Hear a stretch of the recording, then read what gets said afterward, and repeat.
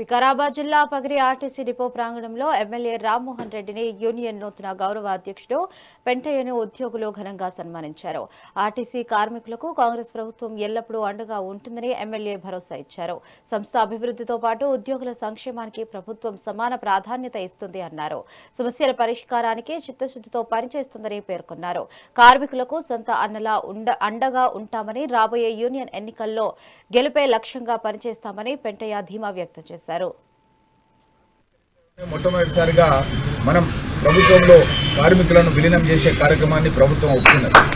ఇది చాలా number 1 demand.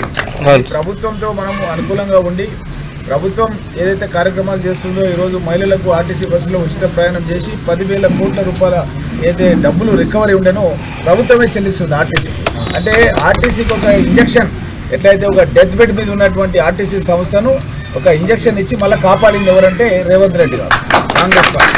లేకపోతే చాలా కష్టాల్లో ఉండే ఆర్టీసీ అట్లాంటి దాన్ని లాభాలకు తీసుకొచ్చి ఈరోజు ఉద్యోగులందరూ కూడా పర్మనెంట్ చేస్తూ వాళ్ళను మనకు గవర్నమెంట్ ఎంప్లాయీస్ కింద వాళ్ళని డిసైడ్ చేసింది.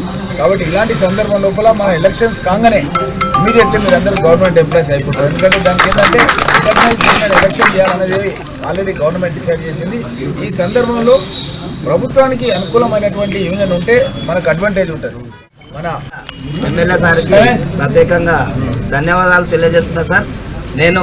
నాకు ఇంత పెద్ద ఒక నమ్మకాన్ని పెట్టి ఇంత పెద్ద పదవి నాకు ఇవ్వడం చాలా గర్వంగా ఉంది సార్. నాకు ఏదైతే బాధ్యత నిర్వహించి అదేవిధంగా నాకు బాధ్యతగా నన్ను నిర్వహించారో తప్పకుండా మీకు మా యూనియన్ తరఫుకి నుండి ఒక్క మాట రాకుండా నేను వాళ్ళ కుటుంబంలో ఒక వ్యక్తిగా, ఒక అధ్యక్షునిగా కాకుండా కండక్టర్ అన్నలకి, కండక్టర్ అక్కలకి, డ్రైవర్లకి, ప్రతి ఒక్క వ్యక్తికి ఒక ఇంట్లో ఒక తమ్ముడు లేకుండి నా సొంత ఖర్చులతోనైనా సరే నాకున్న దాంట్లో వాళ్ళకి ఏ విధంగా ఎమ్మెల్యే సార్